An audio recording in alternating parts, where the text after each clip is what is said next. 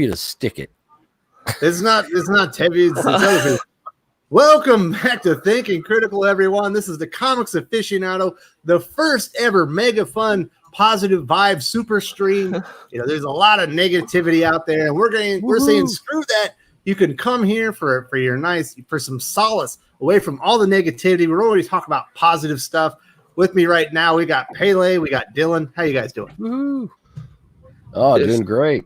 Beautiful. That's actually legitimately a beautiful Saturday morning here in Tennessee, and temperature is going to be about 73 or 74 degrees, sunny skies. Probably going to go out for a drive a little later. Gorgeous. Absolutely gorgeous. Perfect. So what's up, Dylan? How are you doing? I know you're in the heart of it. Yeah, doing pretty good though. Everything's going all right for me though. I haven't encountered anything too bad yet. Perfect. Doc, you just got in here. How you feeling? I'm getting over a head cold. It's not the corona. No, you can't say that word. We do not say that on this stream. Come on, man. You should know better than that. We're not trying to get smoked here by the algorithms. But hopefully Doc knows that this is the positivity stream, and he's got something positive to bring to the conversation. Oh, I see Braylon. I got a lot of positive to bring today. Boom! I got Braylon Randle in the live chats. Thanks for joining us, buddy. Hopefully he's going to be on the Comics Aficionado soon. I've messaged him a couple times. We've been flirting, but we haven't pinned anything down. So hopefully he comes on the channel soon. Comics with Kelloway. I believe he's also got a great channel as well. Old School Comics. Love that guy. Eric Green. Whatever, he can stay. And Subasa True, thank you very much for joining us. So this is the super fun, positive, stream. We're only talking good stuff. And today I got to talk about a comic book I just read. It's embarrassing. You guys are probably going to point at me and laugh. I finally read Punisher Max. Ooh. And it immediately leapfrogged into my top 5 comic stories of all time. I couldn't believe it. I read all 18 issues in about 2 days. I loved it. You was that the original Garth Ennis run? Yes. Yes, it's like a trilogy of story that starts out with Vietnam and ends up with him fighting in Hell's Kitchen. Oh, okay. So you got Punisher Born. Yeah. Oh, you got that one. That's like kind of a collection of some of the because the whole Garth Punisher run was it was like 40 issues. Yeah, the whole Punisher Max was like 40 some issues because I think it was like Punisher Born, Punisher Kitchen Irish.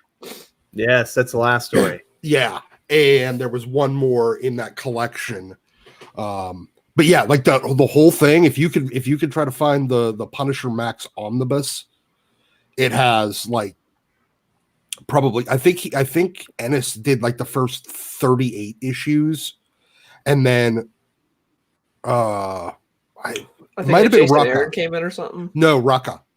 I know he came in later. I think Jason Aaron came in later and did some Punisher Max. Is that when was that when is that the series when Daredevil gives him like a completely biblical beatdown? It's like so about when he ties him up on the roof, or yeah. That was Welcome Back, Frank. I think.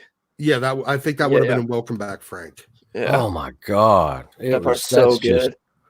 It was a beatdown like few others I have ever seen in comics.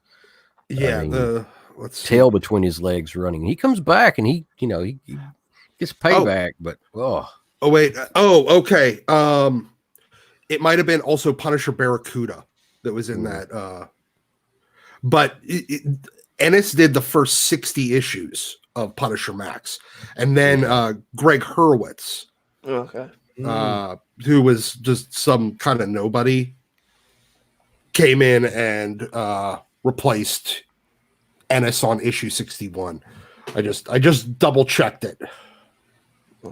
All I'm saying is my mind is blown. How they have not turned that into a Punisher like movie trilogy is beyond me, because it was almost perfect. It was a perfect beginning, middle, and basically end for the character. Loved it, man. I was blown away, especially the Vietnam part.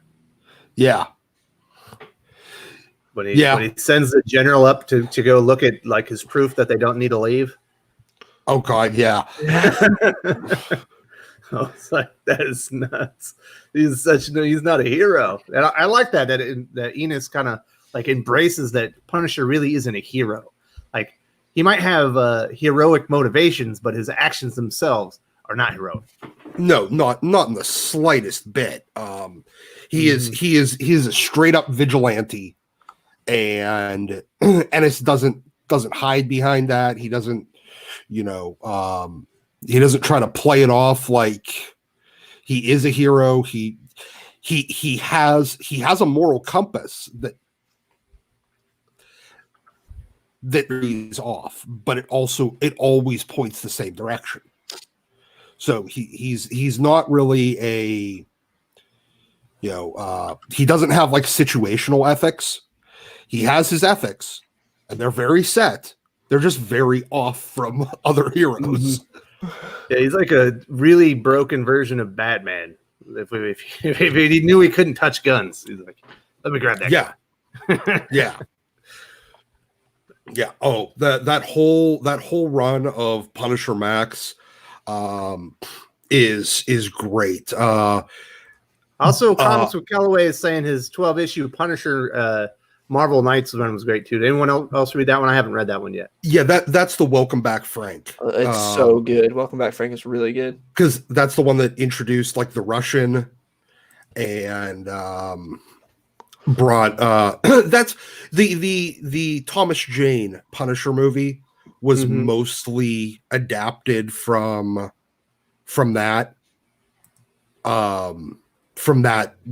Marvel Knights run with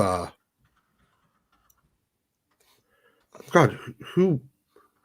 Why am I talking about the artist? Steve Dillon. Yeah, Steve Dillon. Sorry, I was blanking on Steve Dillon's name for a second. I'm like, why in the hell am I forgetting his name? So I didn't like the Thomas Jane live action movie, but the sequel. The Punisher Warzone. Yeah, he's just killing everybody. Yeah. I think my favorite part of that Punisher Max series though was the Up is Down and Black is White arc, or possibly Barracuda. Although Kitchen Irish was great too. So that was a pretty damn. It was a good exclamation point. Yes. For the end of the story. Skip, welcome back to the Comics Aficionados. It feels like it's been forever. It's been a long time. Thanks for having me back. All right. So we're only talking positive stuff here. Of course, we're not naming the thing that's negative because we're not trying to affect algorithms here. But we're very glad to have Skip. And right now we're finishing up talking about Punisher Max, which blew my mind. Immediately jumped into my top 5 comic stories. It's right up there with Saga. 4001 AD for Saga the Swamp Thing. Need to be more specific. 4001 AD, and then the first 3 story arcs of Exo Man of War. It's all in there. All right, Bailey, I know you had good news this week. What was your big positive news this week?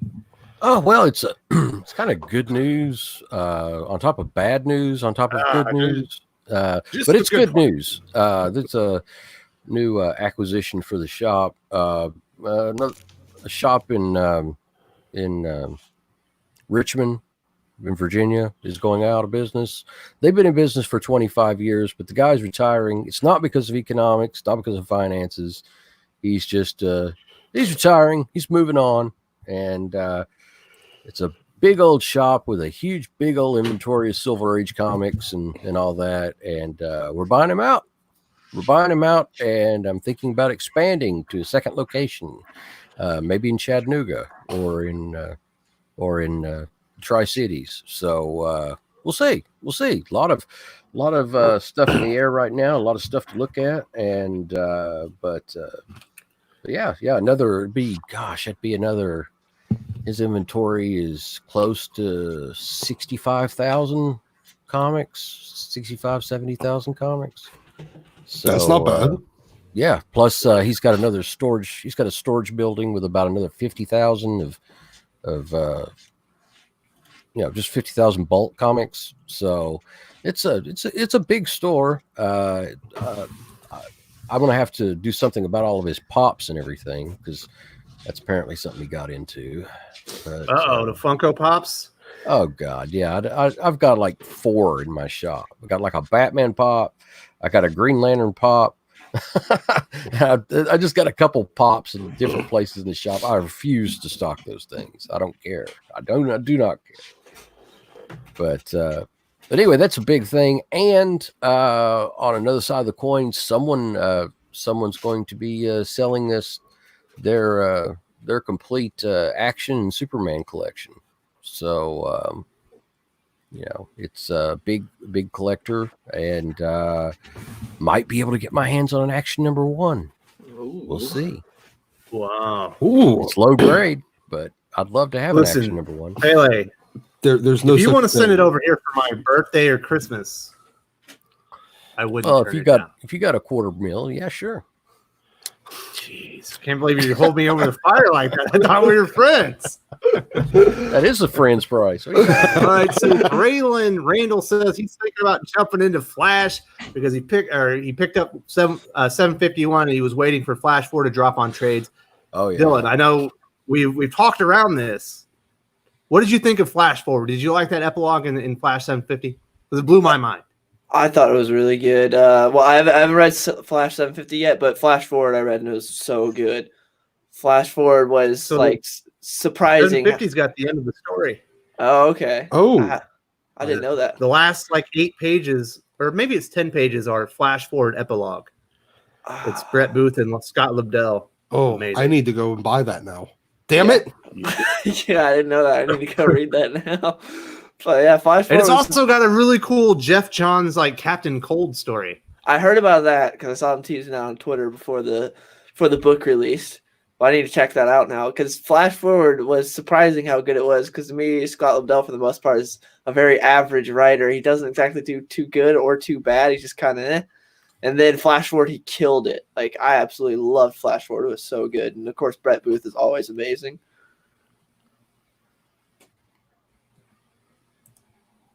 Doc, I know you're a fan of Flash Forward. You haven't picked it up yet? I haven't picked up 750. I didn't realize there was. I saw that it says that it continues in 750, but I figured it was, just that the story of the end of what happens to Wally after. Mhm. And it was it just kind of that's where his adventure as his current incarnation continues. I didn't think it was actually an epilogue for that. I loved that story for what it was. Mm-hmm. And it wasn't going to get me into reading Flash, but I was mainly there for Brett and Scott. Right. But I love the but now I'm gonna have to go pick up 750. Damn it. It's awesome. The epilogue is cool because it shows you what he's realized is wrong with everything when he finally assumes the chair and he gets the knowledge. And he's like, oh my goodness, I have to fix this. Yeah. Okay. Yeah, it's been a very popular. It was a very popular issue when it came out. It didn't sell well week 1, but in subsequent weeks it picked up, and people were once word of mouth got around, and 750 did really well. So I think that might be helping revitalize Flash a bit. I've not been. There really hasn't been much interest as far as Flash since those really awesome B covers back about the beginning of last year and into 2018. Remember all those really cool covers around issue 50? Between 42 and 50. Nightwing and Flash were battling who had the best B cover every week. Exactly. Or every month. Oh, and Deathstroke. So it was pretty kick ass. So and then when the B covers kind of fizzled out and they stopped really doing those awesome B covers, Flash kind of flattened a bit, but I think the fans are coming back on that. So I'm really excited. Well, I honestly absolutely loved Flash Forward. It was just such a good story. And it was such a great way to redeem Wally after the way that Tom King just kind of murdered him. Hey, no negativity. I know. Character assassination. Yeah, but you brought back, you entirely redeemed the character that had been, a lot of people thought irreversibly damaged. I thought so. I swear I did.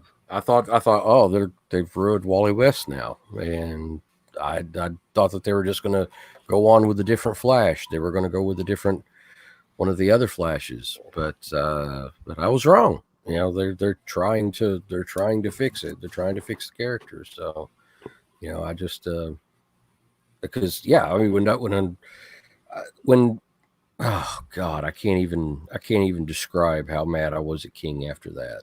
So it's But we're here to talk about positivity. We got a super chat from SSJ Future Gohan, aka Josh. 9.99 super chat. Morning, y'all. Glad I have you guys to listen to on my 9-hour drive back to Pennsylvania. Godspeed, my friend. I know you're heading back home because there's an unexpected break in school. Hope you have a great time, and we're definitely going to be talking to some comic books with Josh here on the channel now that he's got a little bit of extra time. Going to take advantage of it right here on the channel. But thank you so much for supporting the channel, Josh. Really appreciate it. Be safe, my friend. I hope you enjoy the conversation because we're going to have a nice, fun, positive, mega super fun, positive stream right here today. And we're not going to take the A train to negative town, in Kingville and Bendis, the Bendis Village or any of that crap. I didn't realize Josh was another Pennsylvanian. That's awesome. You in the west or the east side, dude? Uh-oh. We got best friends coming now. Well, what's old school comics in here? Oh, here we go. I think you guys might like this one. Old school comics. I found and acquired 2 near mint copies of Hulk 255. As the cover says, Hulk versus Thor. Enough said. What do we think about that, fellas? That's awesome. Nice. yeah. It's a solid pickup. It's not it's not a super common book. It's not a super uncommon book, but I love, finding 2 near mint copies of a book like that is kind of dope. 255. You sure it's 255? Because that's the Cronin series. But yeah, they need Bronze Age. I love me some Bronze Age Hulk. So yeah, that's So speaking of Hulk, Doc, did you see that Fabian Nicienza and Ron Garney, they got the cover out? It's Juggernaut facing off of the Hulk trying to save Krakoa from the green rage monster. What did you think about that, buddy? I thought that was pretty cool. You know what? I like the cover. I really do. I like the cover because I really like Ron Garney's art. I don't, he's not a guy that's ever been, blow the doors off, but everything he does is so solid. It's really, really a great, he's a great artist. He brings a lot of energy to everything he draws. Yeah. And it's exactly what I want. I'm reading John Byrne's Hulk run with Ron Garney and art. It's awesome. You never really hear people talk about that run as being classic, but it's a really enjoyable take on the character. And Garney's visuals on Hulk are he's smashing everything. It's what I want. Yeah. I mean, the only thing I think that I dislike about this cover is the size of the, title logo. This would have been a great title to have, getting damaged by the fight. Like they used to do with a lot of where you'd have the masthead on it, and sometimes they'd work the masthead into the art. Like that classic Amazing Spider-Man cover where Spider-Man was punching the Gray Hulk up through his own masthead during the I think that would have been the McFarlane days. What would have been Spider-Man 328, I think. Mm-hmm. That this is one of those cases where I wish that they would have done a little bit of that.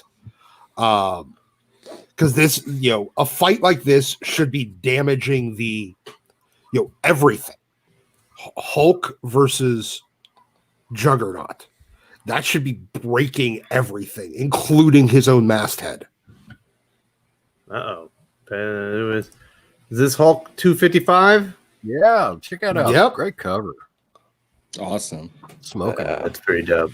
Why don't they do stuff like that anymore?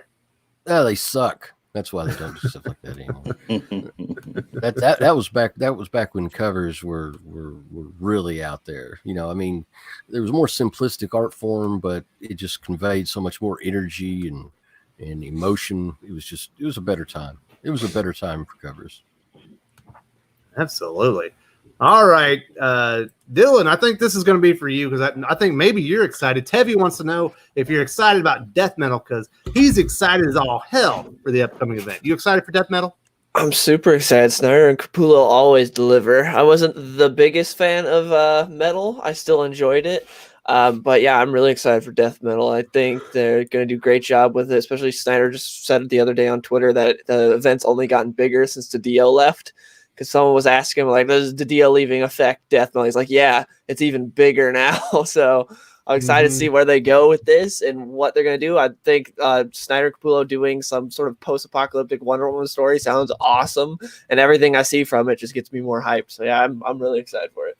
Did you like the monster truck Batmobile? I thought it was dope. Yeah. He was down in the dumps on it. I thought it looked sick. Like, for this type of event, I think it fits perfectly. Yeah, I heard a rumor. Now, I heard a rumor sometime in 2020, late 2020, 2021. Somebody in DC is going to become a mother, and wondering if Wonder Woman's going to become a mother. That was a rumor I heard. It was from a writer that's in the business who knows people at DC. So, that would be who'd be the daddy? All right, so this is what Doc was talking about. Yeah, that old school style of battle damaging the masthead of a book that it's because it's so devastating. That's what they should do with a Juggernaut versus Hulk cover. Oh yeah.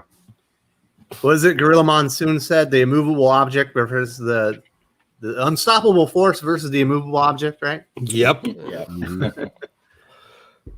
I miss Gorilla Monsoon, man. That dude was the best. Gorilla Monsoon is awesome. They had a cool fight during World War Hulk, and then like the X-Men spinoff, Juggernaut and Hulk fought. It was cool because they basically fought to a standstill, so Hulk just picked him up and like threw him across the planet. It was like, I can't deal with you right now. They had a pretty sick battle though. Like, it was a cool fight, and he was the only one that really gave, besides Sentry, that gave him a tough time during World War Hulk. Juggernaut. Yeah, Juggernaut's like unbeatable, at least by the X-Men, right? He always beats himself because you have to outsmart him. You can't fight him toe to toe, right? Yeah. Kitty usually like tricks him into something, and he gets messed up. But yeah, it's he's unstoppable. Or they get his helmet off. Yep. Oh. I think the only person to ever stop him, really, well, he's been stopped a couple times. The only one that really stopped him in his tracks was like Thor during when he was in the Warrior's Rage, and he was wearing like the belt that like doubles his strength and stuff like that, and he actually stopped him dead in his tracks and fractured the gem. He fractured the gem of Sidorak or something like that. But Onslaught literally punched him across the country or across the continent. Yeah. That's his true. foot slipped, man. That wasn't legit. All right, so we're talking positivity here. You know, we are positive about death metal. Skip, what are you positive about this week? What's going on? That's good. I haven't been doing a bunch of reading. I surprisingly haven't even gone and picked up X-Men #8, which I was kind of looking forward to. I'm trying to think of. I've been reading like kind of older stuff. I can't even think of like what some of it is. Of course, you know, we covered Decorum, which that's newer, and I was positive about that. I enjoyed it. Well, how are you doing on your esports, man? You breaking records? You having 50-point games? What's going on there? A little bit. I mean, yeah. Now that we've got more time to play games since sports, you know, are on pause. Yeah, I've been doing that.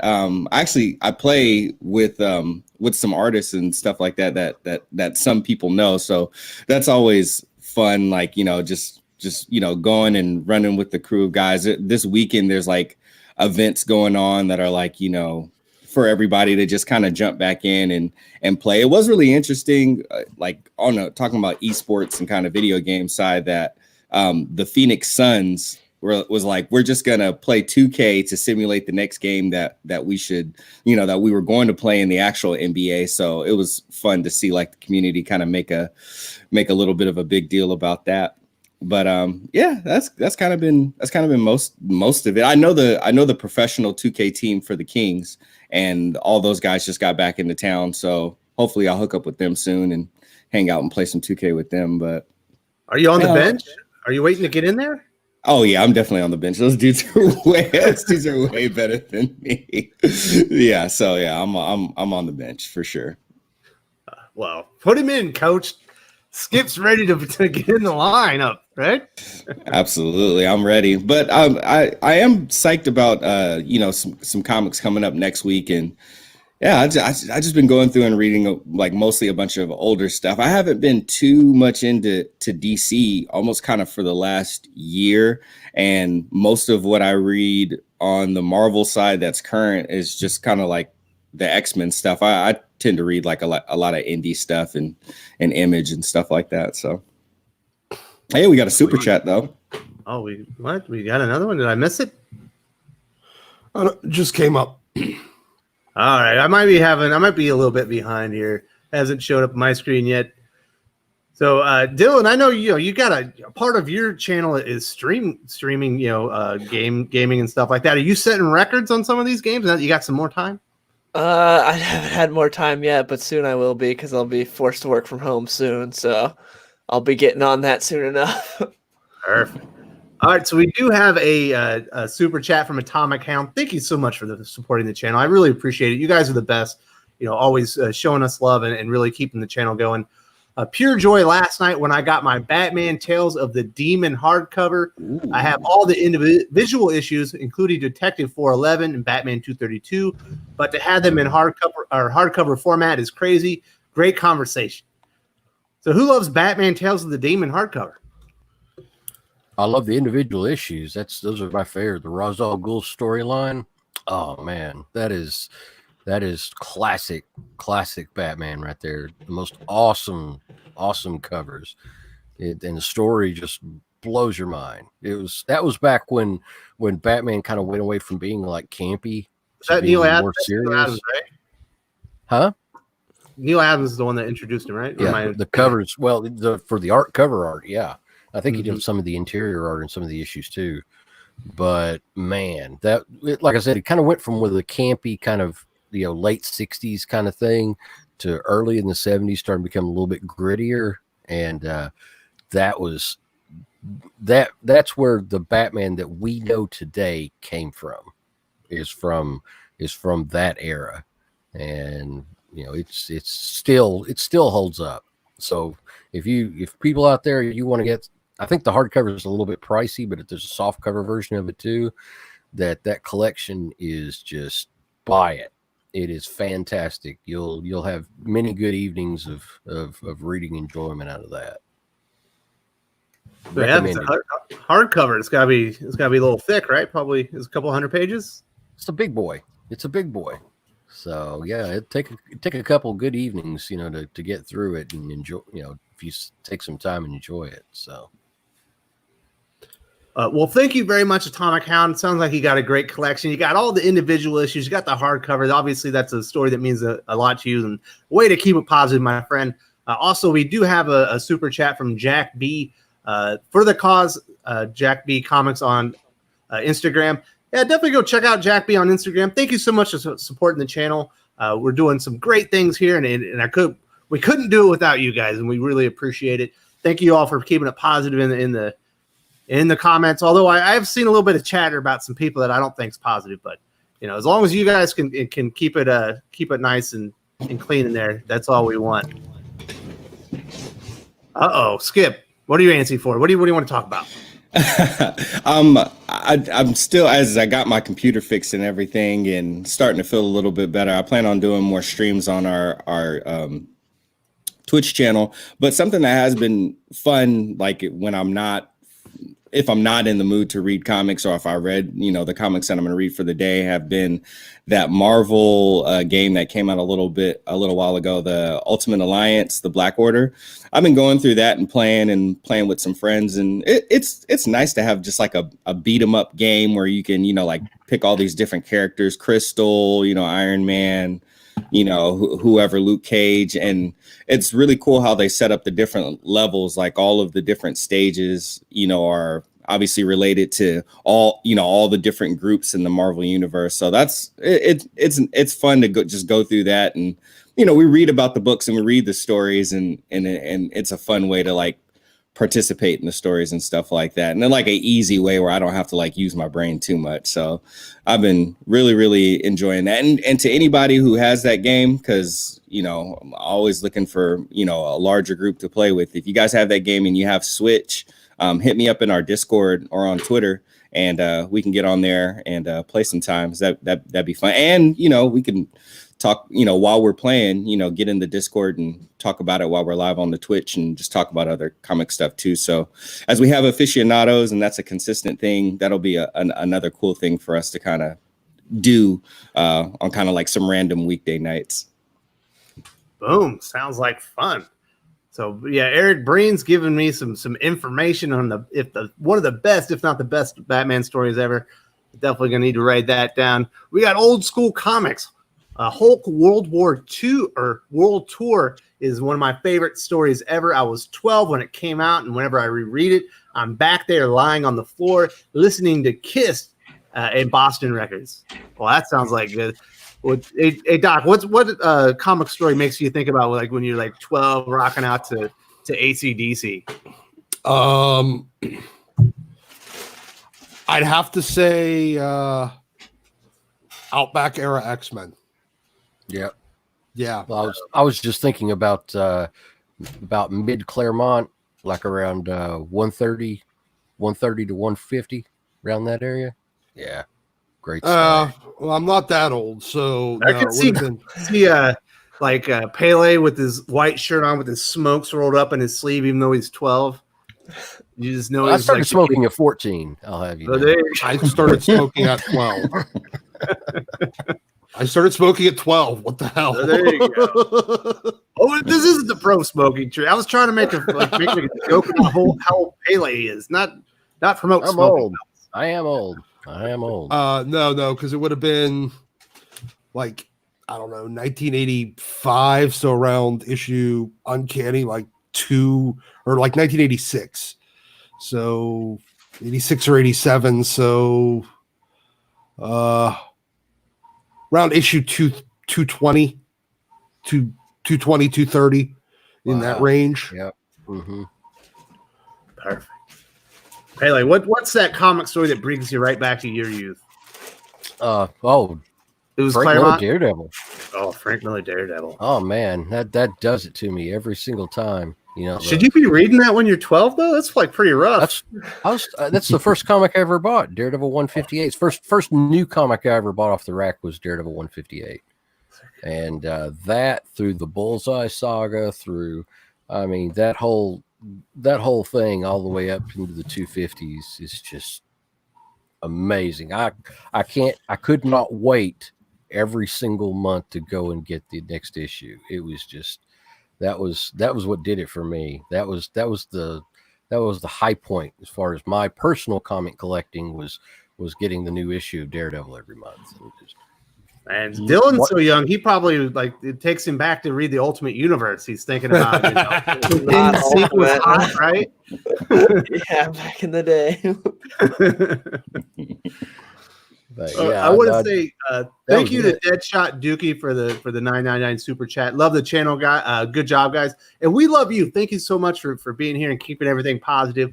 We're having a lot of fun here, just talking comics and shooting the breeze and all that good stuff. It would be for nothing if it wasn't for all you guys, and definitely thank you so much for supporting the channel. Love you guys. Sorry, Pele, I think I interrupted you. Oh no, I was just going to comment about, you get to understand. I thought that, and at the time, I guess it was kind of normal. And I thought, wow, comics are like this all the time. Turned up to 15. Well, no, I was about 9. No, I was just saying the intensity is turned up to 15. Oh yeah, because this was Miller Daredevil. Yeah, this was like, and I was like, man, comics are they're the stuff right there, man. This is amazing, and I was a little disappointed. I won't deny, because like, this is the other comics aren't as good as this. But if there have been great stories along the way too, so it's just I have to say that I fully believe that my life would have not been nearly as great as it is now if it hadn't been for comics.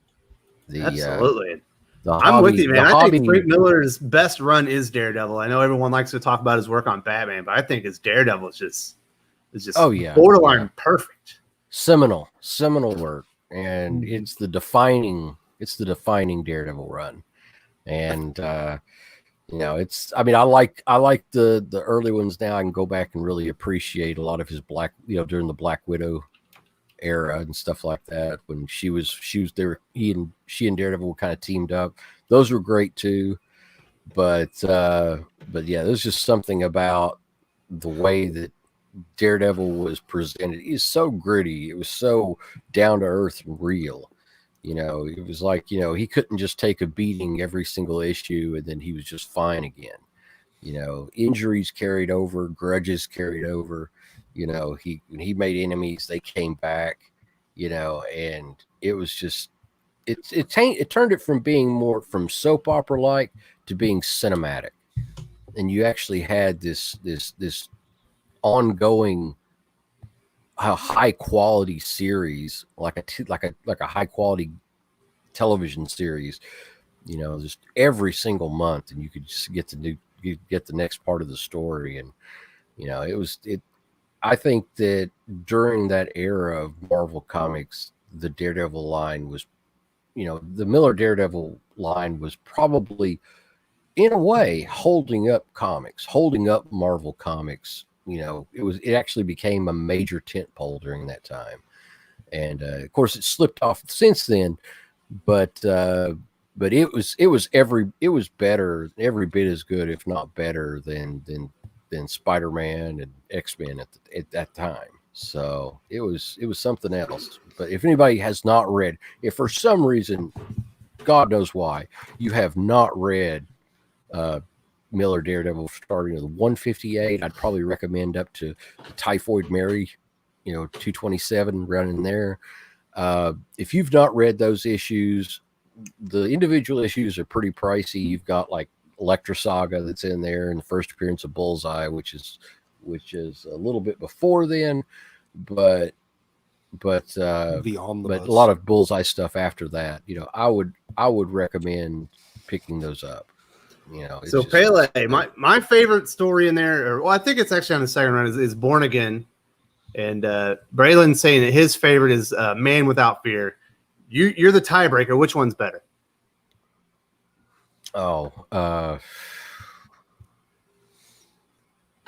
Gosh, that's a tough one.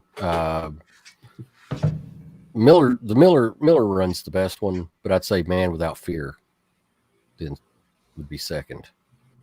There you go. That's my. Well, here's a- It's tough though. It's really really tough. That's hard to. They're great for different reasons. So So Suba True wants to know, what was the first comic you bought on your own? I believe we know yours was Daredevil 158, correct? yep. First new comic I got off the rack was Daredevil 158.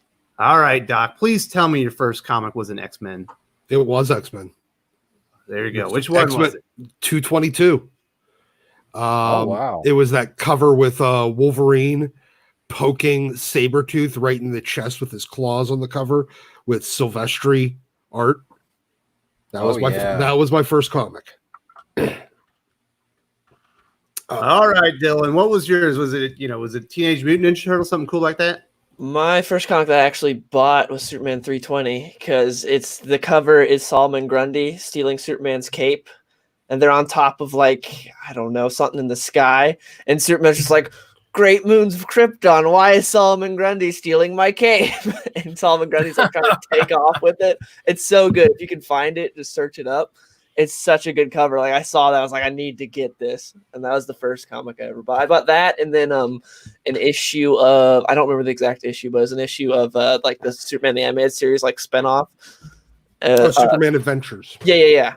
That's what I did. I bought 2 comics the first time I went to a comic shop. It was that Superman 320 and then 1 issue of Superman Adventures. I remember it was like something they were on Apocalypse, and there was like involving a mother box and stuff. I don't remember the issue.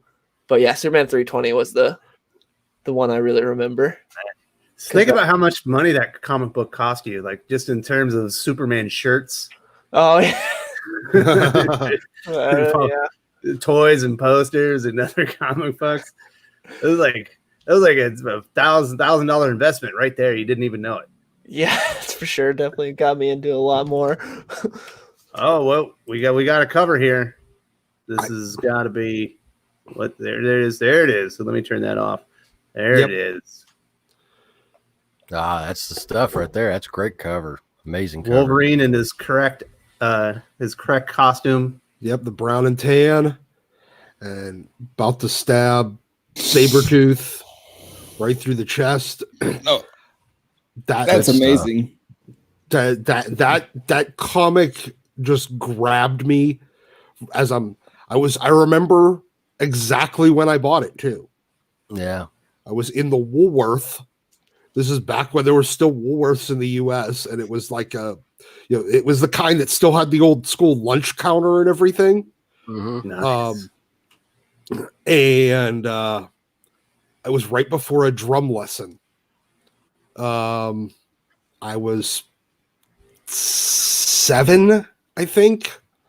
And yeah, we were right there. I was stopping over to get a candy bar before my drum lesson, and I saw it on the spinner rack, and I'm like, I need to get this. I don't know what the hell this is, but this looks so cool. Oh yeah. I need to read this. Absolutely. And at that point, every week before drum lessons, I would go in to the Woolworth and look for a new issue of Uncanny X-Men. Mm-hmm. Do you still have that issue? Oh yeah, I still have it. Yeah. I've got. I like to. I think that. I've never sold an issue that I've bought new. I've sold issues that like a graded comic that I bought from somebody else. Of course, because I own the shop. But any issue that I bought new for my personal collection, I've never sold a single issue. Yeah, I've upgraded. Because the original copy that I have was beat to hell. Mm-hmm. I'm 7. I didn't know anything about. I'm like, this is awesome. I think I read it probably like 20 times. Oh yeah. Just looking at the art, because that Silvestri art back then was just amazing. Oh yeah, that was the height of the comic art genre. I mean, that was the way it was. That was, if you wanted to do it the right way, that's the way you did it. And beautiful work.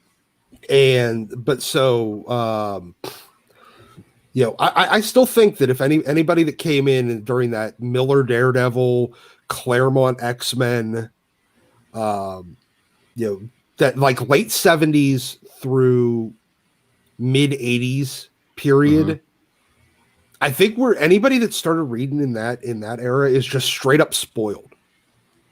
You were kind of hitting like the height of what the medium could do, without going too far in any one particular direction. They were really pushing the envelope,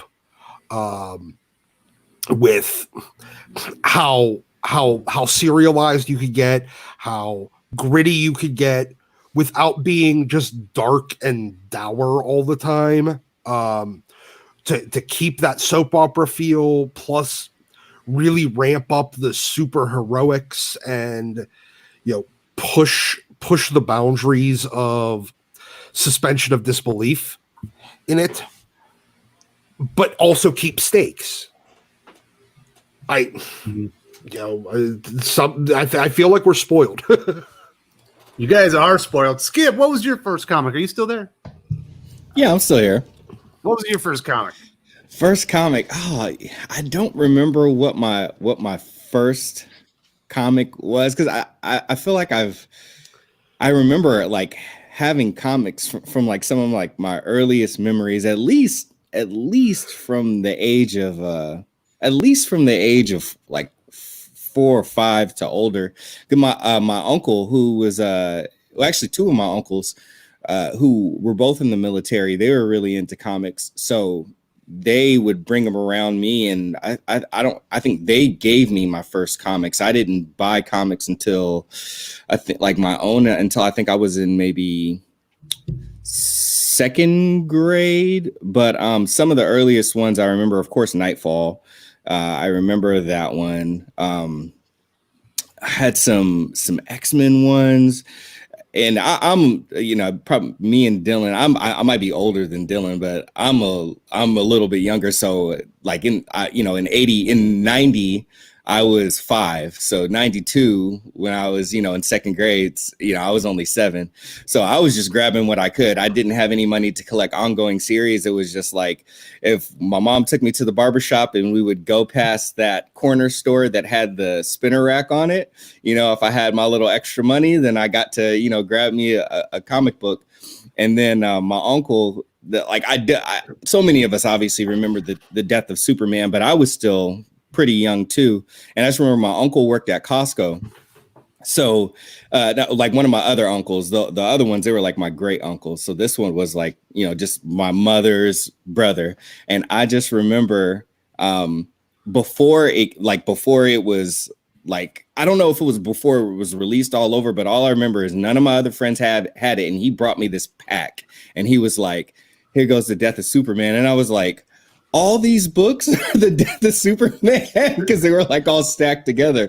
And he was like, yep, this is all of them. And I just remember going to school and taking them to school. And I was like, look, I got all of them. And they were like, holy crap. I just remember my friends thought it was so cool. So those are some of my earliest memories of comics, but it was like the normal stuff. I'm trying to think.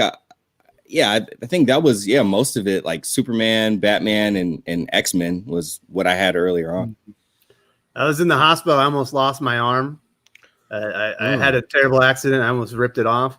And so my mom gave me some money, and so I could go down to the little shop. So I went down there, and I remember getting a Spider-Man, Amazing Spider-Man. There was Doc Ock was on the cover. I remember that. But then I never really read a comic again for quite a few years. I was into baseball cards, but it was definitely a Spider-Man comic with Doc Ock on the cover while I was recovering and almost ripped my arm off. It was crazy. I had like 300 stitches and like 200 of them were actually on the inside of my arm. It was devastating. Oh my God. Damn. Wow. Dude. When I was in the emergency room, my parents came up because I was with my grandpa when it happened. And the nurse tells my mom, she's like, listen, because she knows her. She's like, Tracy, you don't want to see this. Like, it's really bad. My mom's like, I've worked in a hospital. I can handle it.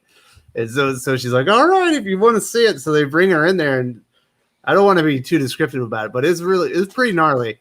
And she goes in there, and within a couple of minutes, she actually passed out on me while I was like in the Lord, bed. man. Oh, whoa. Dad's like, "What the god damn it?" He's like, drags her out, and he comes back, and like 3 minutes later, he passed out on me.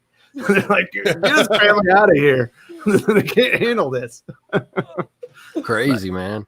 Yeah, it's pretty crazy. Like you can see where it almost took it all, but thankfully, I still have the full use of it. Bronze Age Byron, Wolfman and Perez's Teen Titans were my hook as a kid's reading comics. Could not wait for the next issue, especially Brother Blood story arc early on. So that's got to be New Teen Titans, and that was a great run. I've read some of that recently, especially I got through the Judas contract, and I love the reveal of Nightwing's uniform because it's awful. It's so dated. It's great. So That much was so bad. It's Cringe, got like man. this huge collar and it's glorious in its hideousness. What did you think about that one, Dylan? I know you like Nightwing like I do. Oh, I loved it. Judas Contract's probably my favorite Teen Titans story of all time. It's so good, especially how they handled Deathstroke. Oh, the story's so great. And it's also like back when there was respect for Deathstroke. It was like his first ever storyline. Now there's not so much of that, but that issue where Adeline Kane, Deathstroke's ex-wife, goes to Dick Grayson and like tells him about Deathstroke's origin, everything that happens. You see like behind like this man that was the assassin that's been chasing him, and seeing him like systematically take out each Teen Titan was so cool. Besides Dick Grayson, who barely got away in that chase, that issue was so good, man. Judas Contract is like just such a classic story that everyone should read. There's also another weird costume. I remember it was his name Jericho. Yeah, and he's got like Like the fro. Yeah, he's got the fro, like this weird like period piece from like the 1700s or something. Yeah. He's got the fro with like sideburns, and his costume's pretty great. He's got some like purple in there, I think like a blue cape or something. Mm-hmm. Yeah, that's a great story, man. I love Teen Titans. Actually, the current run by Adam Glass is really good. It's too bad that I guess he's going to be a showrunner at Netflix, so he's kind of handing the series over to Robbie Williams as we speak. Oh, sucks. Yeah. All right, Dark Admiral March Hare. What about Ann Nocenti's run? All right, Doc. I know you like Ann Nocenti's Daredevil run. Oh, right? absolutely. Yeah, I knew you were the guy. I think my kid's cried, so I'm gonna step away. But talk away, Doc. All right. No, I honestly, I really do love Ann Nocenti's run on Daredevil. I mean, what she got handed to start with which is basically what Matt as a broken down short order cook. Yeah. And not even a lawyer anymore, not really even Daredevil. And to build him back up. Like, when Frank left that book, it was like, here, good luck with this, assholes. And she took it and ran. Yeah, he really beat Daredevil down. I mean, it was in a bad spot. I think that he had he had a complete story he had a complete story worked up to dig Daredevil out, but they didn't want, for whatever reason, they didn't want to keep him on the book. Yeah, I don't know why, and I'm betting it had something to do with money. Yeah. He was probably, at the time, because isn't that right around the time he went over to It is DC and did Dark Knight? Yep, that was exactly the same time. Okay, so he probably was like, "Hey, I'm a hot commodity. DC offered me this much freaking money. Yeah, you guys want to match it?" And they said, "Nope," because Marvel are cheapskates. Yeah, even back then, they were cheapskates. Oh, they always have been, but they were the worst then. Yeah. And they probably, I don't know exactly why. Frank, I don't know if Frank would ever answer the question.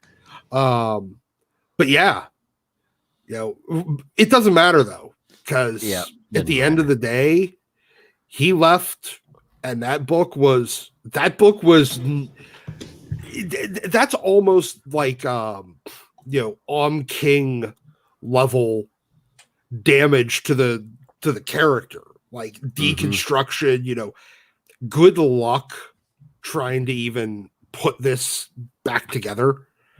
And Ann Nocenti took it as it was like she took it as a personal freaking challenge. Yeah, it was definitely a bad spot she was in. So she did the best with what she had, and surprising. I mean, I know a lot of people today kind of, you know, they don't really have a high opinion of her, but I tell people, honest to God, at one point she could really write. You know, it's I don't know what happened to some of these writers that, you know, that were really, really great, and now they've kind of slipped. Well, you know, they slipped a lot. Annie was always a much better inspiration and like muse and editor. Yeah. But she had a couple of really, really great stories in her, because I think she started out close friends with Frank. Yeah, I think so. And she also ended up pretty close with Chris Claremont and you know, the Simonsons. So I'm betting that she got a lot of her idea and inspiration from being kind of a, you know, creative director almost for you know, people like the Simonsons and Claremont and Frank Miller, and, you know, kind of keeping them on track. And she got a few great stories in her. Right. Yeah. I you know, because she also did Star Wars with Colleen Doran. Right. Yeah, that was a very crucial, important series. That was an important part of that series. It really was. And I think that today, I know they're always talking about how, you know, oh, there's no female writers. You know, we need to have more diversity. We need to have, and honest to God, have these people ever read some of the work by Louise Simonson during the 70s and 80s? Because I don't think they have a clue. They really don't have a clue as to what great writing she was, you know, what she was doing during that time. Yeah, so maybe that glass ceiling's already been busted through. Oh, it's shattered. A long time ago. So we do have Yodius Lee in, I believe, Singapore, asking what's their favorite Young Justice comic run. I'm more familiar with the cartoon, actually. I've watched it a little bit. I've been enjoying it. Who here has a favorite Young Justice comic run? Uh-oh. Nobody. Dylan, I thought this was... I'm a DC guy, but I haven't read much Young Justice, so I can't. Oh, man. All right. Sorry, no positivity for Young Justice. It's not because we don't want to. We just don't have it. I'm sorry. We do have a $5 super chat from Nalo, sending positive vibes. That's what we want to hear. Thanks for all the great content, especially in these trying times. I'm doubling down on comics. I'm tripling down on comics, baby. Everybody should be doubling down on comics. It's the best thing going. It's never going to leave you. And I know, Pele, you know, you're expanding your shop. We got great things going here on the channel. Lots of great comments going on. Thank you so much for supporting the channel, Nalo. Really appreciate it. And I think he's actually going to come on the channel maybe here in the next week. We're going to talk about some numbers as far as AT&T and DC and stuff like that, because that's more of his realm, and maybe add some expertise to that. And hopefully we'll get him on the channel real soon. Thank you so much, Nalo. Really appreciate it. That's dope. Thank you, Nalo. Cool.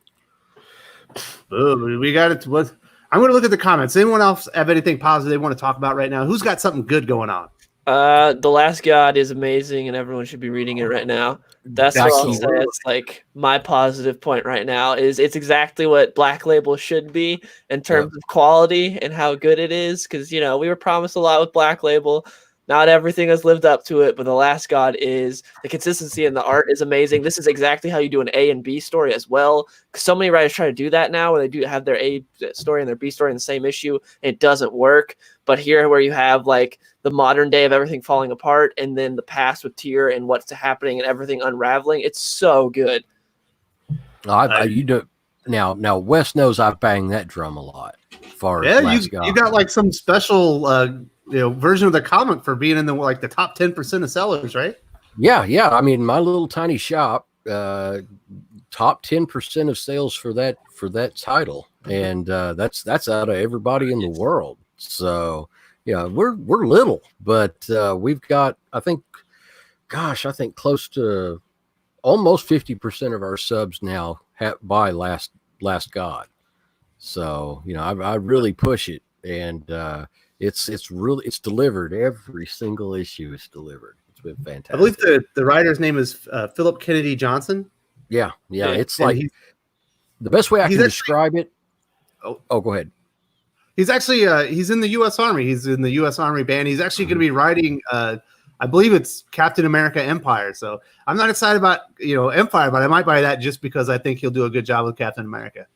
Yeah, it's the best way I can describe it. It's high fantasy for if you love the high fantasy D&D type of adventures, but with real stakes involved, and just a great feel to the whole world. The world building that's being done in that series. It's phenomenal. It's really, really phenomenal. It's probably, in my opinion, it's the best fantasy comic being published right now.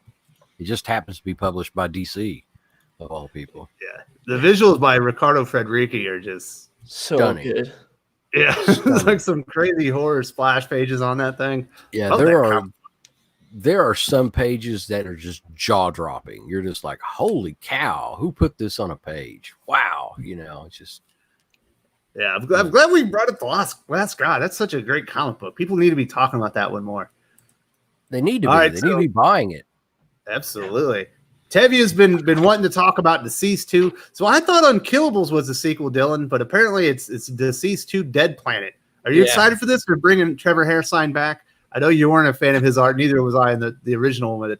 But they're actually going to continue the story with the next generation of heroes. Yeah, Unkill was just like a spinoff, sort of like, oh, what are these guys doing while the main Deceased storyline is going on? So now this is the sequel.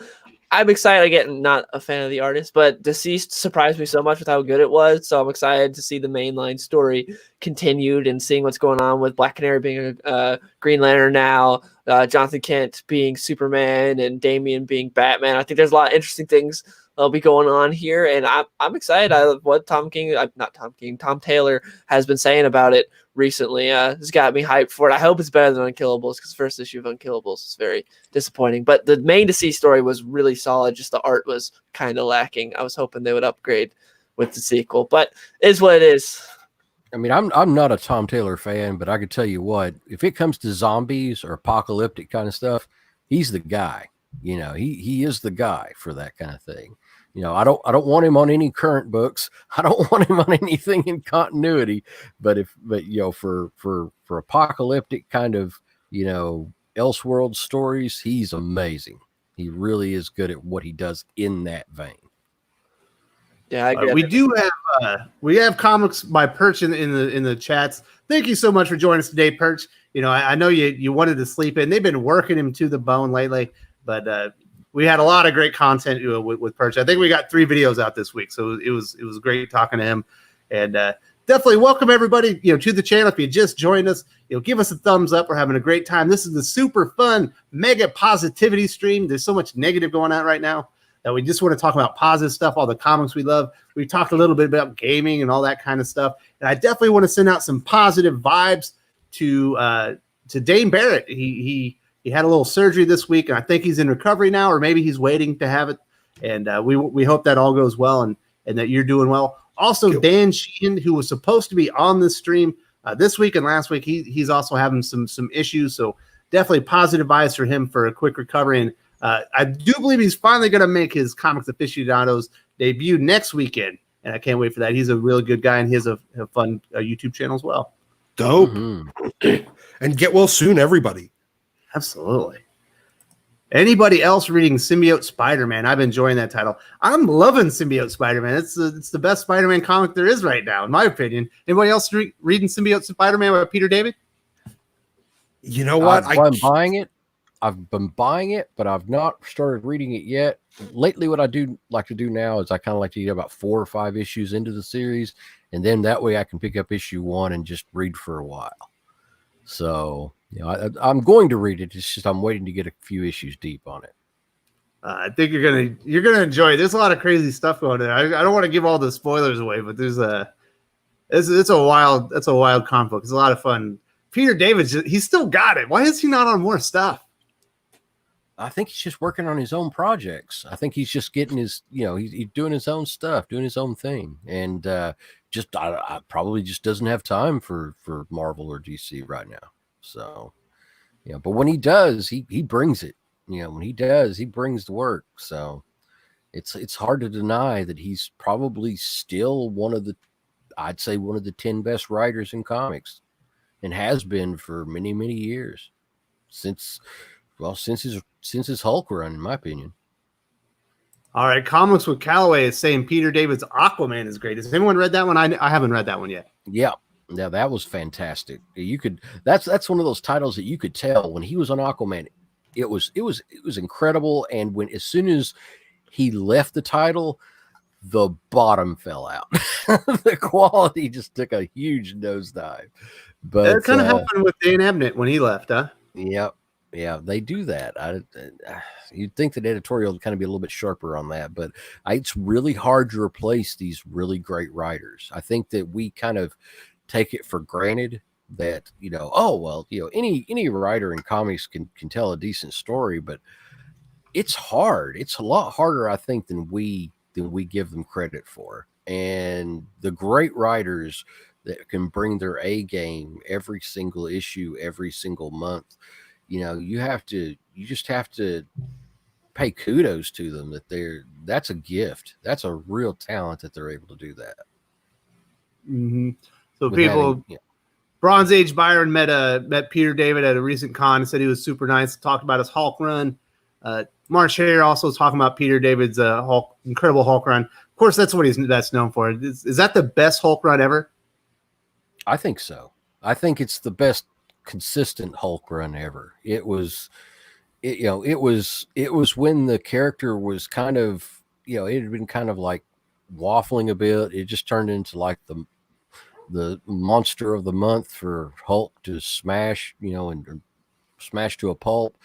But then when David came on board, it turned. He actually started developing an ongoing story arc that was consistent, and it was engrossing, and it kept customers coming back every single month to see how Banner was progressing, as well as how the Hulk, as far as the Hulk was, he was still smashing the crap out of everything, but there was a lot of complexity there, and there were the clash between Banner and the Hulk. That was during that time when the two parts of Banner were kind of at war with each other. And he brought that idea that Hulk is a part of Banner but also separate, and that's what we saw ultimately when Immortal Hulk came, those whole that idea that Peter David had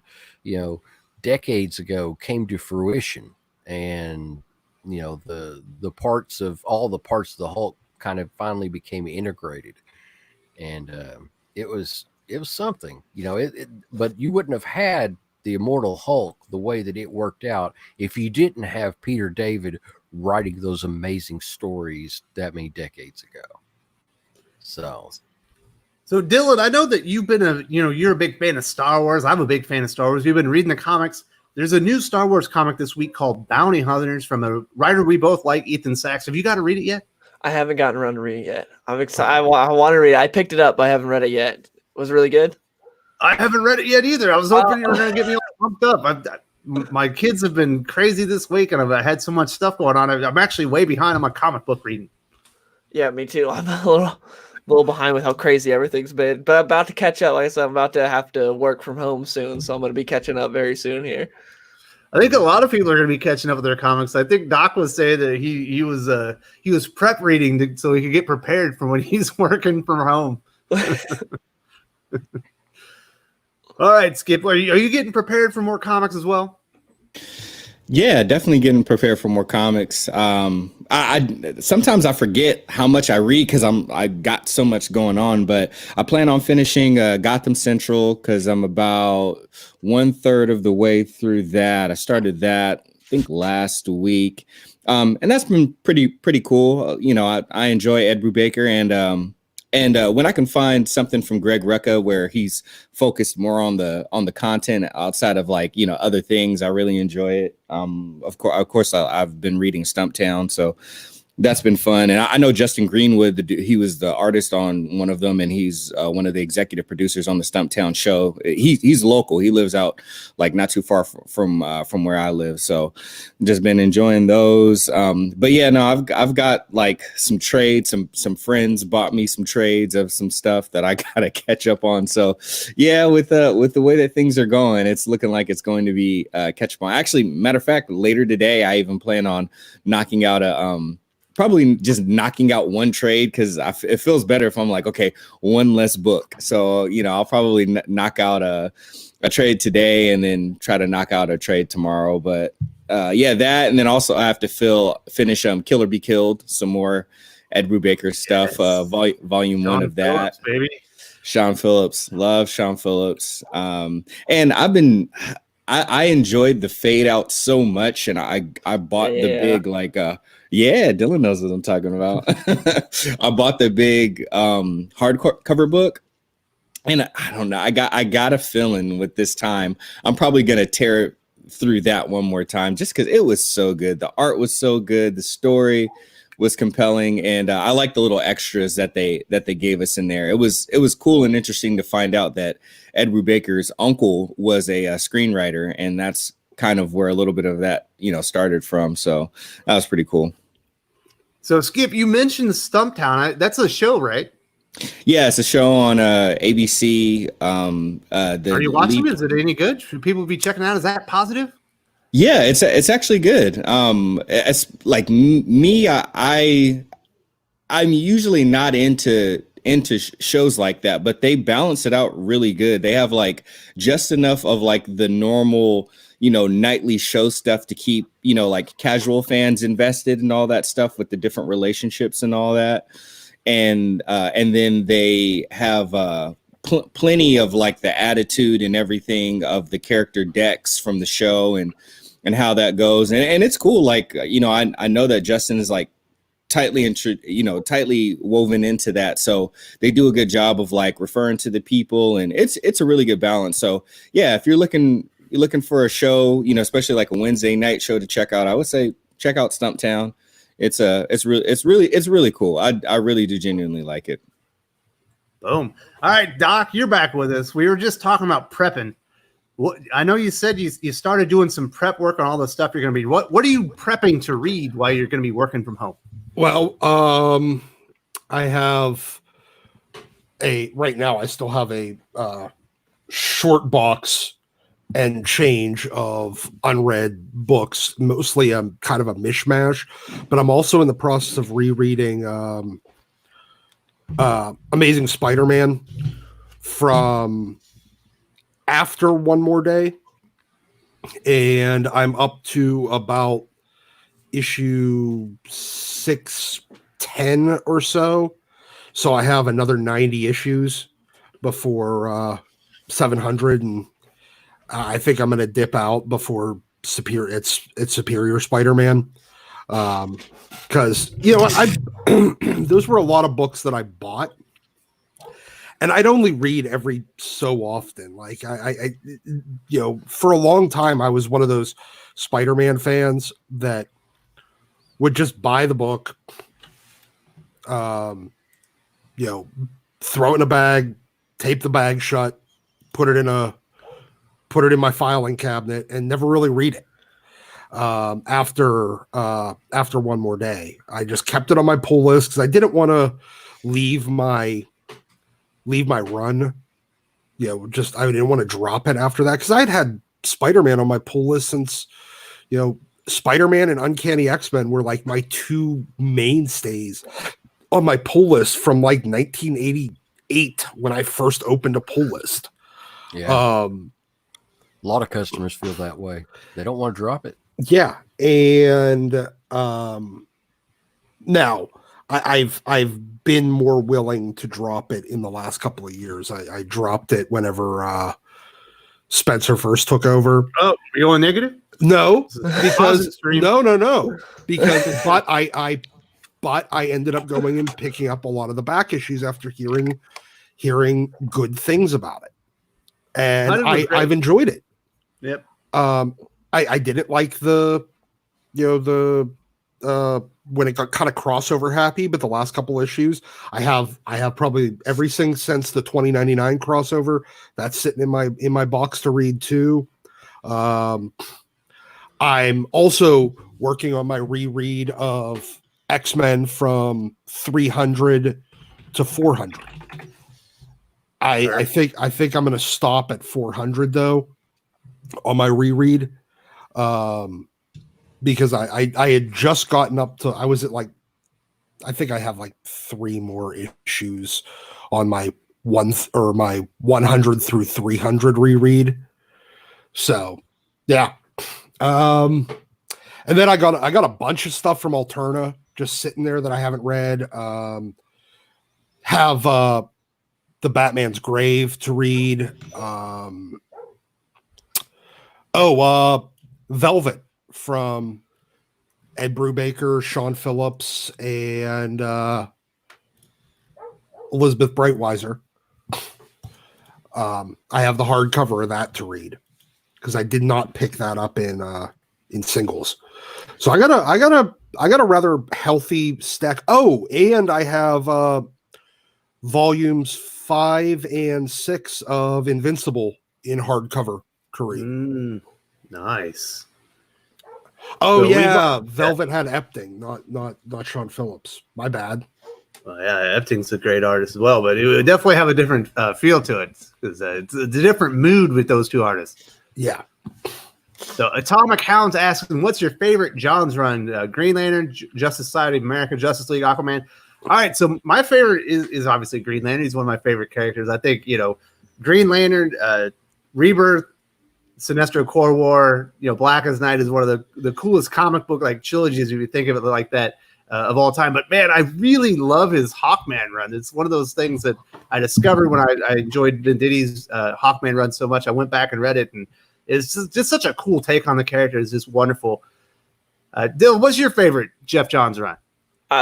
My personal bias, because what he did with Superman, I feel like you'd have to go with Green Lantern though. Like my gut says Superman, but like my brain says you have to go with Green Lantern, because if you look at like Green Lantern before and then after what he did, he added so much to that universe and what he did. And like I remember my aunt got me Green Lantern Rebirth for Christmas one year, and that's what got me into Green Lantern. When he just punches Batman straight up, like not using the ring or anything, so badass, and then goes in there and takes down Parallax. It was so sick seeing everything. And that whole, like you're saying, such a good trilogy. But his Superman run is underrated. Not a whole lot of people talk about what happened with Secret Origin was really good. Just to, like the definitive Superman origin with Secret Origin. And then Superman Legion of Superheroes was great as well. If you're kind of down in the dumps about what's currently going on with Legion of Superheroes, read that story. So good. It's about when Superman gets taken to the future of Legion of Superheroes. And there's this guy that like basically is using Superman for xenophobic reasons, so sort of just takes out all aliens because it's future aliens are everywhere, and he's trying to be like, no, Earth is the best, and he ends up blocking out the sun. So Superman has no powers for the majority of the story, and then in the end he ends up kicking that guy's ass. It's very satisfying. But yeah, Jeff Johns had an amazing Superman run. It's actually got my favorite Superman story, Up and Away. Yeah, with Kurt Busiek. Yeah, that was great. So we do have a super chat from Kenneth Allen. Thank you so much for supporting the channel. It really means the world to us. Hello, guys. Joining the discussion after coming back from the gym. Nice. Way to get the fitness in. It's definitely a key in these moments. Hope you're all safe and healthy. Hi, Skip. Skip gets all the love here. Been meaning to give you a shout out. Enjoyed the conversation with Wes. Have fun, guys. Well, we're enjoying having this conversation. Great chats as normal. I have to brag. I definitely I feel like I have the best audience in all of comic book YouTube, and I think it's undeniable. The chats are always flowing. They're always cordial. Everyone's always talking about comic books. None of the drama and all that crap. That's why I love you guys. So thank you so much, Kenneth Dowling, for supporting the channel. Somebody wanted to see my 158, and I've got it hanging on the wall right behind me over here. So I'm sharing it now. There it is. Let's see this. Wow, that's the one. Nice. Yep, that is the copy. That is the issue. It's a CBCS. That's your number one dime. That's the first book I ever bought. It's a CBCS CBS 9.8. CBCS 9.8. I read it twice. Man, you kept your comics in good shape when you were a kid. I know. Well, see, what happened was my dad was a huge comic collector, and he was big on condition.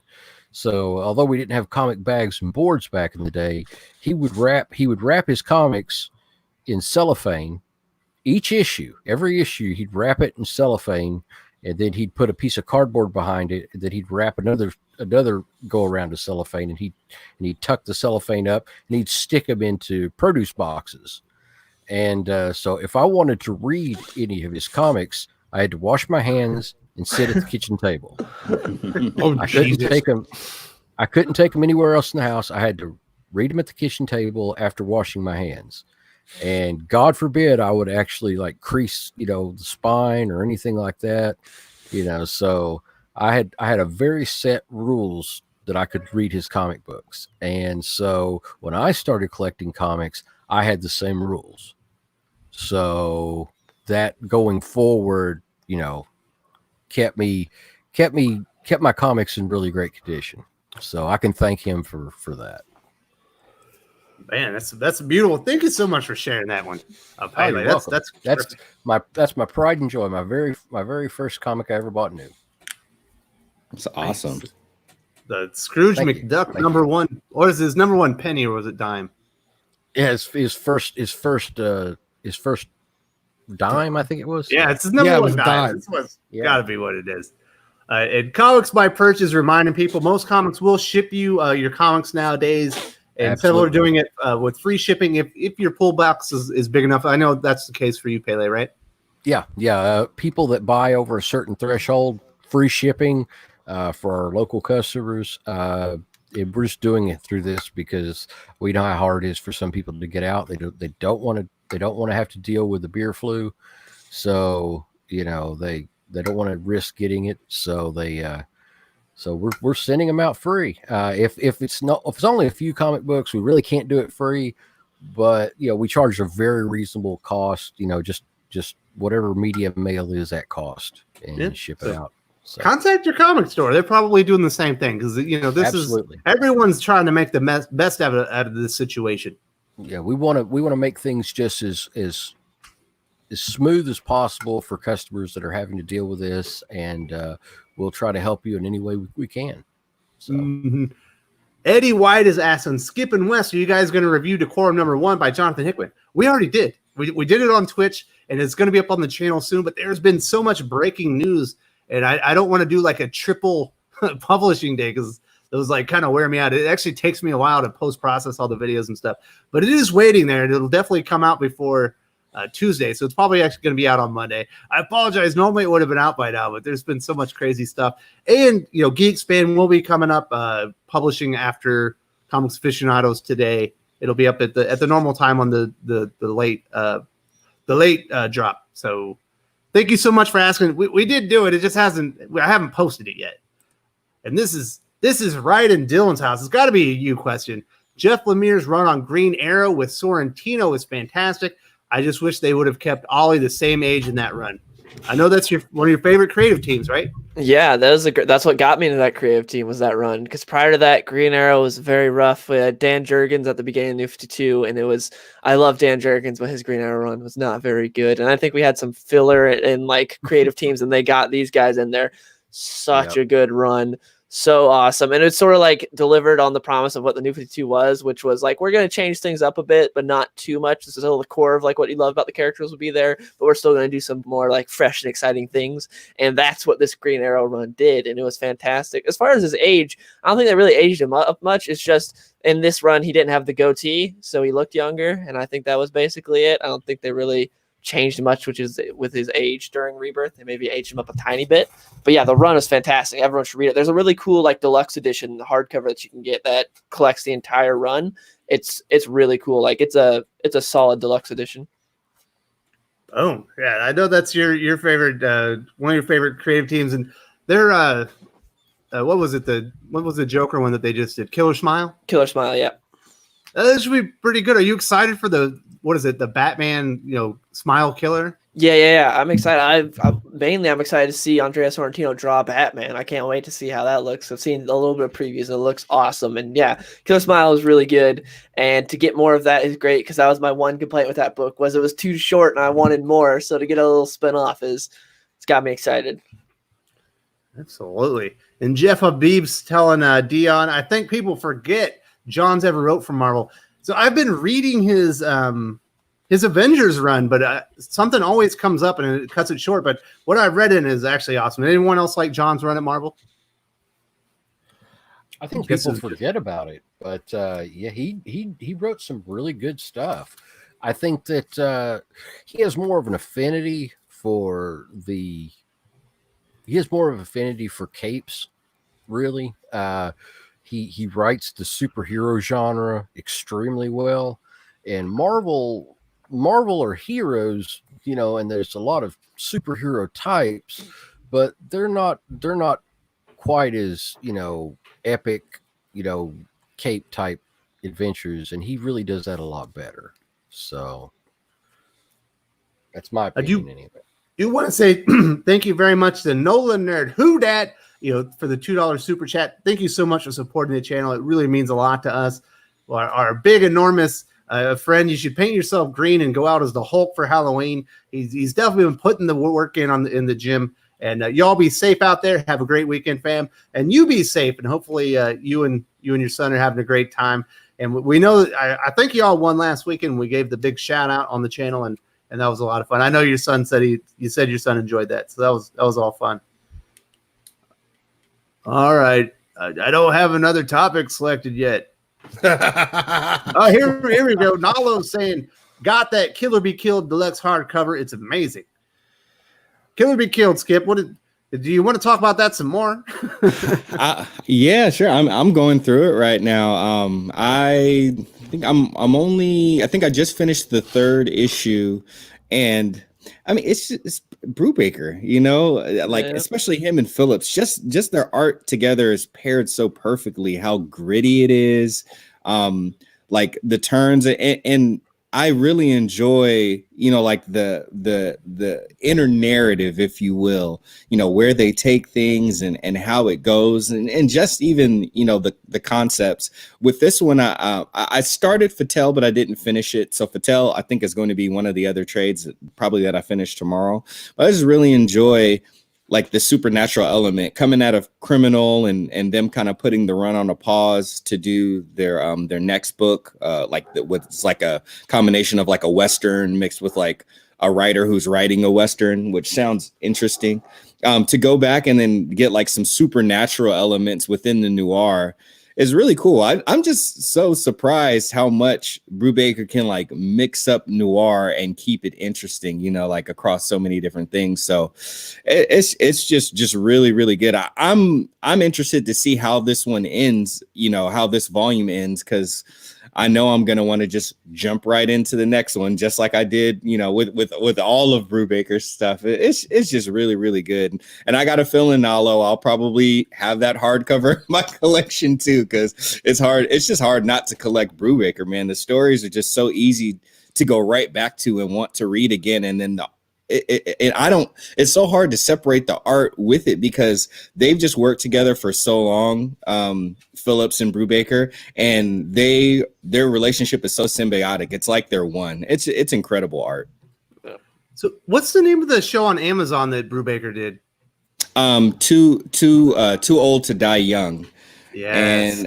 And he did it with Nicholas Winding Refn, who was the director of Drive, for anybody that saw the Ryan Gosling movie Drive, which was, you know, a noir movie, another noir movie with cars and the underbelly, you know, of Los Angeles, which I was like, oh wow, those two together, you know, perfect. So yeah, the show it's really interesting. It's really good. I feel like it's underrated for people that like, you know, things, you know, scenes that have like a lot of tension and all that stuff. It's if no one has checked it out yet, and if you have Amazon and you've run through their content, or you just want to get, you know, some Brubaker in a show. Of course, he wrote an episode for Westworld season 1.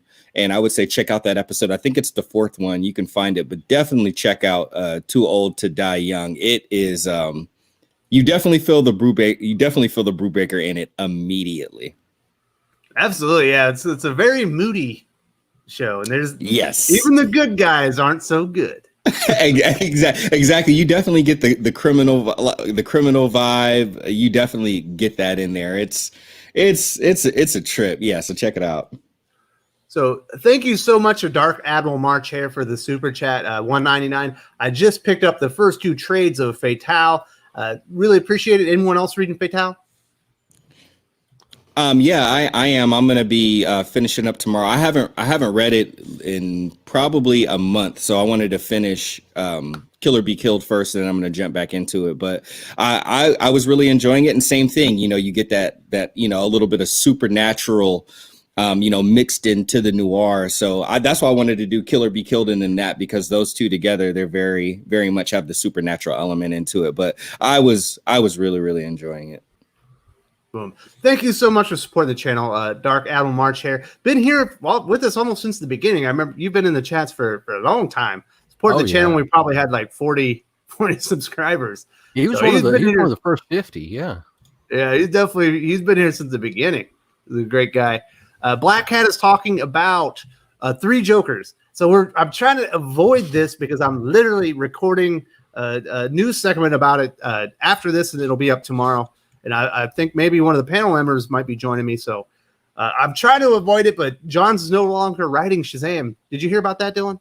No, I didn't know he wasn't writing Shazam anymore. That's sad, because Shazam's been pretty solid. It's been kind of this quiet book that is consistently solid and like doing a lot of cool things. So that sucks. Oh, I do want to one thing about the 3 Jokers, which you may not cover on the podcast, but the DC Rebirth #1, the 4th edition. If you can find that in your local stores or anything like that, that's the first time the 3 Jokers are on a comics cover, and you know, maybe you might be able to find that in a dollar bin or something like that, since it's a 4th print. And it wasn't really heavily printed, and it's a good spec book to look at for the future. I think it'll be worth a few bucks. Boom. Thank you very much for that knowledge, Paley. That's why that's some of that accoutrement only you can add to the show. Thank you so much. We do have another super chat from Kenneth Dowling. This is right in Skip's wheelhouse, $5. Thank you so much for supporting the channel. I really appreciate it. You know, it means the world to us. Black Panther is one of my top 3 favorite heroes, but I can't find a particular comic run that I like. Skip, you got any recommendations? I know that's one of your favorite heroes as well. Yeah, keep an eye out, because there's a video that will drop sometime where Wes and I kind of talk about Black Panther a little bit more. I don't know if you read the Ta-Nehisi Coates run. The very first trade from it, for me personally, is actually pretty solid. And then it kind of progressed. Like the second trade is solid too. Around the third trade is when it kind of starts to fall off a little bit. And that's of the 2015-2016 run that he did with Brian Stelfreeze. And it's also got Brian Stelfreeze art. So there you go for that. But if you're looking for one where you want maybe that one's more character driven, I would say. If you're looking for one that has more of like an interesting approach to the storytelling overall, then I would say Christopher Priest. The whole run was pretty freaking crazy. And like, I think that as for comics as a whole, that like elevated and advanced the way I see comics being written and created and those stories being told. Because Priest just has like a a dimension in his mind and a perspective where he tells stories from that's just kind of almost kind of one of a kind, minus the people that have kind of mimicked it, after him. So I would say Priest, if you're looking for just kind of like a more advanced story in the way it's told, and it still does introduce some kind of newer vibes and concepts for Black Panther. And then and then if you just want one that's more like character driven with incredible, fantastic art, then I would say trade 1 and 2 from Stealth Freeze and Coates. His Vampirella series is doing surprisingly well. Is it still doing well? It is awesome. It is really, really good. I've got it's a small but very dedicated following for that series. Probably, 15, 20 guys, that absolutely, sing its praises from the rafters. And the art's pretty damn good. And it's kind of like a more, it's kind of more realistic version of Vampirella. It's not bad. It's not bad. It's interesting. Another series that if he likes that particular run on Black Panther, the Punisher Soviet, because it's banging. I mean, it is banging. It's really, really good action. Oh yeah, absolutely. Punisher Soviet's been great. Thank you so much for Kenneth Dowling for helping support the channel. It really means a lot. Also, Atomic Hound, I hope you're still here. Gotta run. Thanks again for the awesome comic conversation. See you next week. We will be here. We're here every Saturday, except for the very first weekend of the month. We do a Sunday comic books, old school comics and show where we take more questions and stuff like that. But we will be here every weekend. It's what we do. And thank you so much for joining us and helping support the channel. Yeah, thanks, man. We appreciate you. All right, so maybe this might be the last question from Tevi. Best Superman run. Didn't we do that? Didn't we do that a couple weeks ago? But we'll do it again. Maybe it's a positivity stream, and Dylan is positive that he loves Superman. Yeah, I feel like. Yeah, that's what I'm gonna say. Is I feel like you have to go between two. For me, it's Jeff Johns and John Byrne are like the two clear top two, and then also Tomasi's and Gleason's run with Rebirth. I feel like those are like the clear top three you got there. For me, it's Johns. I love what Johns did, but Byrne did some amazing stuff. When Wolfman was in there as well, doing some amazing stuff during that time, and they're reprinting those trades very soon. I think this year, Volume 1 gets reprinted in trade for Man of Steel, because it's there's 2 volumes in that run. I have the first 7. Yeah, I have the first 7 volumes of John Byrne's Man of Steel run, and I think it's volume 9 or something. There's 2 volumes in there that are just rare for some reason, so they're really expensive for trades. It's $80 or something if you want to get that trade. I got the first edition, first print of the Man of Steel trade, and signed by Byrne. Oh, nice. So I took it with me to Atlanta Comic Con and Dragon Con when they were there, and I got it signed. But you can actually find those at used bookstores. Check out used bookstores. For some reason, I always seem to find a copy of Man of Steel in a used bookstore. So I don't know why, but check it out. Those are all really good runs. John Byrne runs basically a day in the life of Superman. That's how I describe his run. And then Jeff Johns is a bit more grand in what happens with him, with Last Son of Krypton, where they end up adopting Zod's son and some craziness ensues. And there's the end of that storyline is so cool because you have all these evil Kryptonians come out and Superman teams up with Lex Luthor. And Lex Luthor's I've trained my whole life to kill Kryptonians. And then he takes them out. And it's so badass. Oh, Red Sun. I would put Red Sun in my top 4. I would put that in my top 4 of Superman stories. So absolutely. Red Sun's amazing. Mark Miller on his game. Ryan Wilson. The movie's good. I still like the movie. I think it's okay, but the book is so much better. The comics are so much better. Absolutely. So Ryan Wilson, thank you so much for the huge 1999 super chat. Thank you for supporting the channel. Here's some shekels. Well, we definitely appreciate it. We love having you in here every weekend. Absolutely, man. Ryan's a great guy. He's always in the comments wanting to read, more X-Men. I've been trying to sell him on Ed Brisson, and I believe it's R.B. Silva's Extermination. The first appearance of Kid Cable. Can you sell him on it? You know what? I don't know if I can sell him on it, but I can definitely just say, look, it was really good. It was, it was a Cable that was actually more ruthless and more on the mission than adult Cable. You know, it was much more of a throwback to almost a tougher version of like old New Mutants, you know, Cable. Like when he first showed up and he was just this straight up like drill sergeant. You know, he hadn't become friends with everybody yet. He hadn't become a mentor. He hadn't become a father figure. He didn't, you know, take any of his edge off yet. This is him 100% focused on the mission. And the mission is we have to get these original 5 X-Men back to their time or else Gesundheit. Thank you. Or else the future is screwed. Yeah, he's a lot like in Deadpool 2, you know, that same type of attitude that, you know, he's focused, very focused. Yeah, that hard ass Cable. And that's not, you know, because a lot of the more recent Cable, there was Dad Cable, you know, after he, you know, got Hope, there was teammate and friend Cable. When he tried toning it down a little bit, when he came back to X-Force a couple of times, there was, you know, buddy cop Cable during the Cable and Deadpool run. There was, you know, he was wimpier back then. Yeah, he was wimpier in those other series. He was more of a superhero and less of a soldier. Yeah. And this was just straight up soldier, focused on the mission, get this done, Cable. And Kid Cable killed him because he called him soft.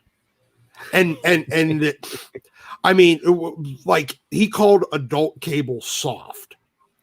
And but the Kid Cable we're getting now is trash. Pimple it's popper A Train to Negative Town. Negative Town. Yeah. I mean, but it's so if you're looking at positively trash. Yeah. if you're looking at Extermination through the lens of what we've gotten of Kid Cable recently, don't even think about it's basically not even the same character. It's, you know, it's a straight up badass. He's a straight up badass. Go get the original Cable miniseries, 2 issues. Bang. Yeah. That's just, whoa, that's Cable. Yeah. So, Doc, have you read Cable #1 yet? I did. I read it last night. Ryan has been asking me this question, and I think I don't think it means anything, but do you know, did that have anything to do with an old X-Men storyline, the very last page? To the best of my knowledge, the only thing I can think of is Inferno, like a sequel to Inferno that might be coming, because we are getting Maddie back soon. I think they're leaning towards something like that. And that future Cable is from basically Inferno 2, but the X-Men Lost kind of future. Because in theory, there's Cables all over the timeline, because he basically jumps between times to fix things. Yeah. So you could go get an old Cable from a million different places, because he's always going around, right? Exactly. Yeah. Yes. I want to tell you one thing I'm positive about. If they ever come out with it, I think the New Mutants movie is going to be really good. I've seen the latest trailer that came out looked banging. And the last part of it, you get to see magic. You see Ilyana Rasputin as full magic. I didn't think that they would do that in this movie yet, but apparently, you know, they're really coming into their own by the end of the movie, and you get to see it. You get to see Lockheed for about 1 second. So they're actually going to have Lockheed in the movie, and I'm stoked for that, because Magic's one of my favorite female characters in comics, and I like that little dragon. So And I'm positive that the New Mutants movie is eventually going to get dumped onto Disney Plus. I hope not. I hope they do make it at least a limited release in the big screen. But I'm not going to be negative. I do want to say thank you so much to Ryan Wilson for supporting the channel. Really appreciate it. It's very generous of you, and thank you so much. Hope we answered some of your questions. And if you need questions, if you have questions about X-Men, we've got a couple of people that'll definitely answer them for you. So I think that's basically going to wrap it up. We're an hour and 45 minutes into this. It's normally about a 2-hour show. I think it's about time for some comic book recommendations. Who's up first? Who's ready to do some recommendations? I guess I'll start. Not much this week. Another issue of Thor. I've been enjoying Thor from Cates. I'm not really exactly a Thor fan, but what Cates has been doing has been great. And also the art by Klein is just amazing. He's been killing it. So I'd say, since there's not a whole lot of comics this week, if you haven't had the chance yet, then now's the time to catch up on Gideon Falls. They sort of do seasons. They're in between right now. So the first 21 issues are out, and issue 22 comes out in May. So you have some time to catch up, especially if you're quarantined or anything like that. It's a great horror comic, fantastic writing. Will have you wanting to read the next issue each time you get to the end of one. And the art is spectacular, and there's some amazing splash pages in there. And there's just so much craziness going on in that book, and everyone should be reading. It's definitely my favorite indie book out right now. Boom. Skip, you got any recommendations? You can come back to me. I'm still thinking of some. All right, Doc. What do you recommend? All right. I'm going to do a little bit of old and a little bit of new. Let's go with the new first. I still recommend Curse of the White Knight. It's a great series. Sean Gordon Murphy is doing amazing work on that. Also, Punisher Soviet. If you're not reading it, you need to. I love it. And you know what? I actually really did like X-Men 8. We'll have to talk about that. I feel like the first 4 issues of that series were just like filler. Like they shouldn't have ever been made. I agree with you. But for older stuff, you know what? You guys got me thinking. I recommend, if you can find it, go get the Daredevil by Frank Miller omnibus. You can probably find it pretty easily. You can probably find a used copy of it. I have one. And I'm going to still recommend, I'm going to recommend Amazing Spider-Man for the David Michelini and Todd McFarlane run. I don't know why. It's been on my money, or it's been on my mind recently. Boom. All right. So in the chats, Black Cat is recommending Daredevil 19. Absolutely agree. That was a great comic. Moon Knight 101 Alpha is recommending Immortal Hulk 32. Dark Admiral March Hare is recommending The Question, Skull Digger, and Skeleton Boy and Symbiote Spider-Man. I'm assuming that's the Question, the Deaths of Vic Sage, like the new thing from Jeff Lemire, but it might be the original Question series as well. You never know. Venom 24 was dope from the Real Comic Stacks. The man with all the great Marvel knowledge. It's a great channel if you haven't subbed to him yet. Whoa, what is it? Tevya. The only recommendation I got are Batman, Bright Right, and Spider-Girl Mayday Parker. Okay. Those are some old series. Second Street Marvel doesn't agree about our Punisher Soviet. Man, are you crazy? That's a great book. Oh, man. And what? But Second Street Marvel is a great channel. If you haven't subbed to him, he's great. But I think we're just going to have to agree to disagree on that one. There we go. And Frank, actually, this is for you, Doc. There's 2 Frank Miller omnibuses. Which one should he get? I like the first one that collects 158 through 161 and 163 through 191. The Daredevil by Frank Miller and Klaus Janson. Perfect. Ryan Wilson's recommending Batman and the Outsiders. Dion is recommending X-Force number 8, X-Men number 8, Justice League Dark number 20, Justice League 42, Batman 90, Birthright, Rising Stars by J. Michael Straczynski, Michael Turner's Fathom, and Executive Assassin, I think it's Assistant Iris. Yeah. From the great Blake Northcott in Middle West. And great selection, man. Dion really went for it. He got some great stuff right there. And And I think that's what we got right now. I Skip, love you got any them. recommendations? I'm gonna keep it simple. I'm just gonna say the Decorum, of course, by Jonathan Hickman. It's the first one, and it's an experience. Most people likely haven't read a comic quite like that, so I would say that would be a good one. And Robotech Remix, that it was a really fun comic. I had like some extra money left in my comic book budget, so I went for Robotech Remix, and it was really awesome. I think Brendan Fletcher, I believe, is who wrote that one, but fun comic. Robotech was the first anime that I got into, so it's fun to see it kind of modernize, and they keep a good amount of the old school flavor too, so check those out. Perfect. Pele, what you recommend at the shop? Okay, the shop recommendation for the week, of course, probably not very surprising, is Thor #4. Continuing great series. I mean, it's fantastic, guys. This is classic Cates. Ignoring the fact that he's a butthole on social media, he's an incredible writer. So I got to give him kudos for that at least. Punisher Soviet #5 is one of my personal recommendations. Also, DC Dollar Comics. If you're not buying these, what the hell are you doing? It's $1. Just go ahead and get them. Same thing with the True Believers. The dollar comic released today was this week rather was Batman #428, Death of the Family.